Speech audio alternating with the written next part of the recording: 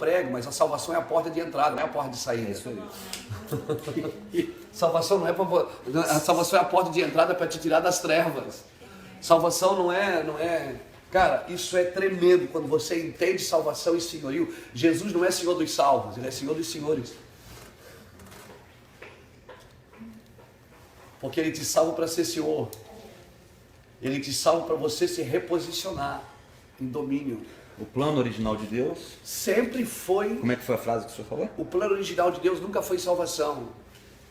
O plano original de Deus sempre foi domínio. Eu vou explicar isso para vocês. Eu nem vou falar disso aqui então. Eu ia falar de justiça, mas não vou falar não. Eu vou falar de senhorio. E eu percebi que Deus abriu uma porta aqui, né? Deus abriu uma porta aqui.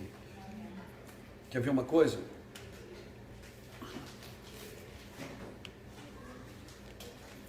Jesus veio o quê? Para resgatar o que se havia perdido. A ideia original de Deus qual era?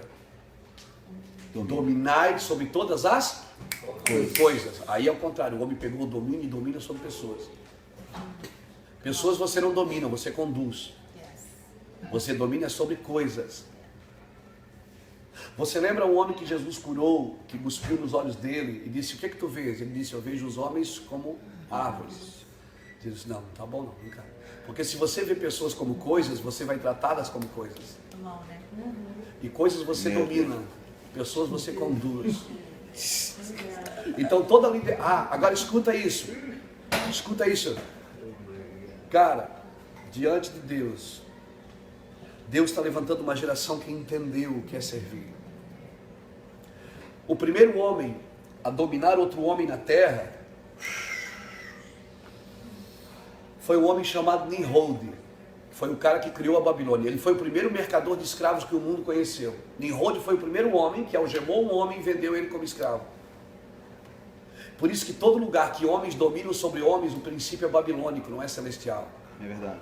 Porque o céu não é eu mando e você obedece, o céu é façamos nós. Até na criação o homem participou. Deus chamou Adão para participar da criação, porque é Adão que colocou o nome no que Deus criou. Adão participou.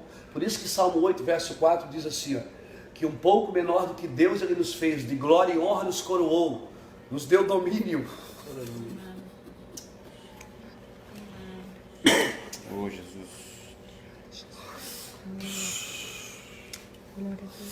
Nos deu domínio sobre todas as obras das suas mãos e colocou tudo debaixo dos nossos pés.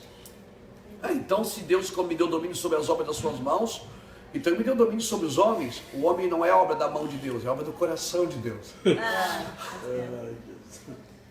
Porque Efésios 1,4, a Bíblia diz que Deus o elegeu nele, antes da fundação do mundo. Deus formou o homem do pó da terra, mas não criou o homem do pó da terra. Deus criou o homem nele. O céu não é seu destino, é sua origem. Pegou? Amém. O céu é sua origem. Aleluia. Deus te elegeu nele. Quando Deus criou uma árvore, o que é que ele disse para a árvore? Nasce? Não, ele diz terra, produz árvores. Por isso que quando você arranca uma árvore da terra, ela morre, porque ela é desligada da fonte de vida. Quando Deus criou um peixe, Deus disse, peixe nasce?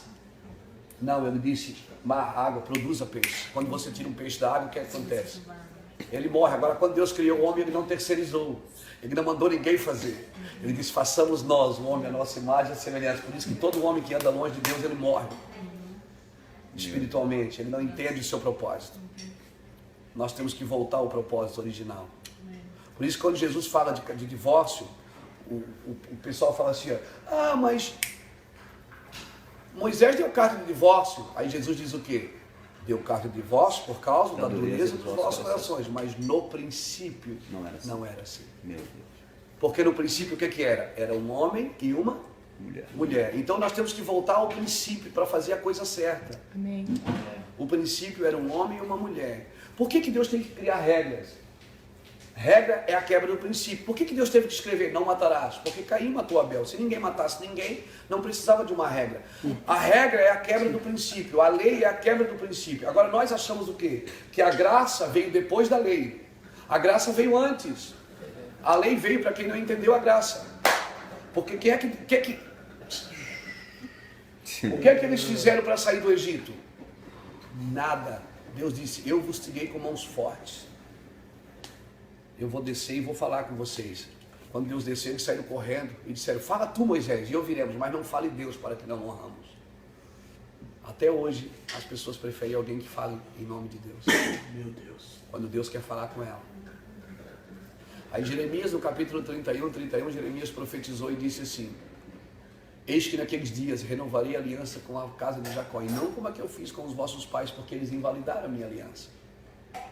Mas eu colocarei a minha lei no vosso interior, e ninguém mais ensinará o seu próximo, porque todos me conhecerão, desde o maior até o menor. Amém.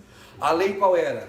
A lei, quando passava uma mulher bonita, e você saía com ela, você transava com ela, para você ser apedrejado, você tinha que ser pego em adultério. Se você não fosse pego, você continua adulterando. Porque a lei estava escrita numa pedra. Agora Deus pega a lei e coloca no seu interior, é o Espírito Santo que está aqui. Quando passa uma mulher bonita que você olha, na hora ele diz, ô cabeça, essa mulher não é sua. Na hora você rocheca lá, mandando lá baixar. Por quê? Você foge. Então o que é mais difícil, andar na lei ou na graça? Na graça. A graça não é uma oportunidade para pecar. É isso aí. A graça é para tirar você mais rápido do pecado. Amém. Amém. Agora a salvação é por graça. Pela graça sois salvos, isso não vem de vós, é dom de Deus. Agora reino é por obras. Reino é conquistado à força, diz o Senhor. Por isso que as pessoas não entendem. Então nós aprendemos alguns princípios errados. Nós aprendemos que para ser cheio do Espírito Santo eu tinha que orar e ir para o monte, eu tinha que jejuar, eu tinha que fazer isso, eu tinha que fazer aquilo. O Espírito Santo não vem porque você é forte, ele vem porque você é fraco. Eu que ajudo nas suas fraquezas. Ele não vem porque você fez alguma coisa para merecê-lo, ele vem porque você precisa dele. Sem mim nada podeis fazer. Amém. Mas a religião nos ensinou o quê? Que você tem que dar o primeiro passo para Deus te abençoar. Quem dá o primeiro passo é Ele. Jesus disse, eu vos escolhi, não foi vós que me escolheste. Agora eu entrei, pronto, sou salvo, aceitei Jesus. Agora eu preciso me esforçar para praticar justiça. O justo pratica justiça. Quem é o justo? É aquele que foi justificado por Jesus. Por isso que não adianta eu ser bonzinho sem Jesus. Eu tenho que ser justificado, tenho que ser salvo, para depois praticar a justiça. Reino é prática de justiça. Tem salvos que não conhecem o reino.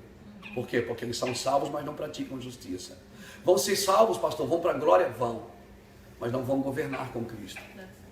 Lembra que Jesus fala das parábolas? Ele diz assim, a vós que foste fiel no talento, eu te darei, se fosse no 3, eu te darei 5. Se fosse no 5, eu te darei 10. Se fosse fiel, guardasse a mina, eu te darei, sobre 10 cidades terás autoridade. Lembra da parábola das 10 minas? Então isso o que aqui está dizendo? Jesus diz o que? Você vai governar comigo. Aquele que vencer, herdará comigo todas as coisas e sentará comigo no meu trono, assim como eu me assentei no trono do meu Pai, porque eu venci. Agora venceu o que se Jesus já venceu para você? Jesus venceu para você a salvação, não o reino. O reino é você que tem que conquistar. Amém. E aí sempre aquela briga de Calvino e Armínio. Calvino diz que quem dá o primeiro passo é Deus. Armínio dizia que quem dá o primeiro passo somos nós. E os dois estão certos. Deus dá o primeiro passo, eu entro na salvação e agora pela salvação eu preciso crescer em justiça. Eu preciso praticar justiça, porque a noiva, ela está ataviada com linho fino, que são os atos de justiça dos santos. A noiva, ela tem que se vestir de justiça. A igreja, ela tem que praticar justiça. E o que é praticar justiça? É dar ao outro o que lhe é de direito. Qual é o seu direito? Você tem um direito, eu tenho uma obrigação. Seu direito é ser amado. E o meu direito, minha obrigação é te amar. Se eu pratico o teu direito, alguém vai praticar o meu. Então a igreja precisa se reposicionar em Deus. Então deixa eu ver aqui. A quantidade de salvos, ela não determina o destino de uma nação. Por que tem igreja que cresce, a cidade cresce o crime, cresce a prostituição? Você nunca perguntou isso para Deus? Eu perguntava isso a Deus. Por que a nossa cidade Itajaí está crescendo? Todo dia no jornal tem morte, tem isso. Por quê? Porque nós somos salvos, mas ainda não somos senhores. Não dominamos o mundo.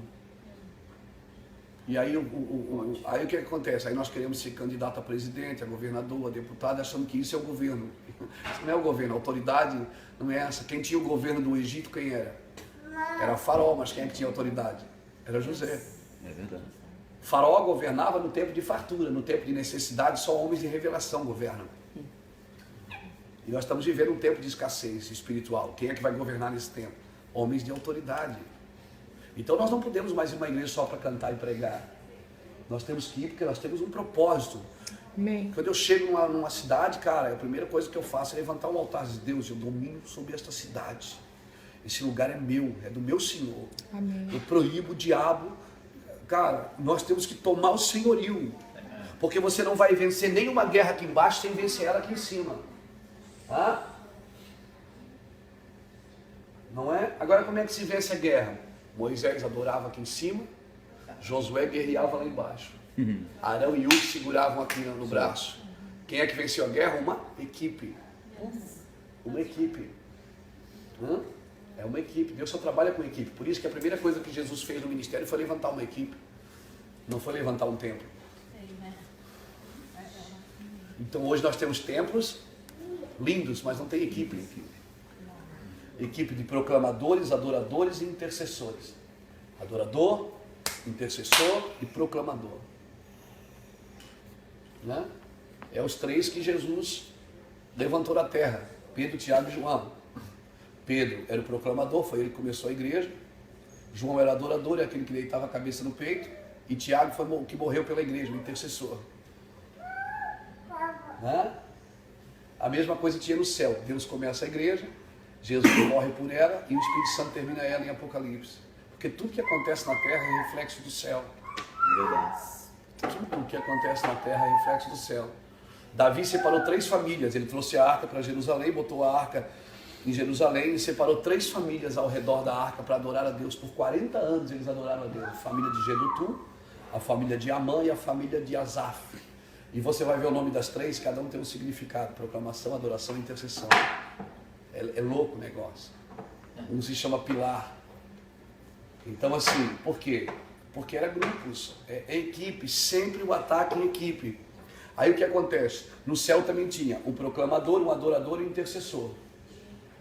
Gabriel era o proclamador. Toda boa nova, quem é que trazia? O anjo, Gabriel. Toda guerra, quem é que fazia? Miguel arrancava a cabeça de todo mundo. E o adorador quem era? Lúcifer. Aí Lúcifer cai. Por que você acha que Deus procura adoradores que o adorem em espírito de verdade? Porque a equipe não está completa. Se você levanta o altar de adoração, você atrai a proclamação e a intercessão. Então nosso trabalho é levantar altares de adoração.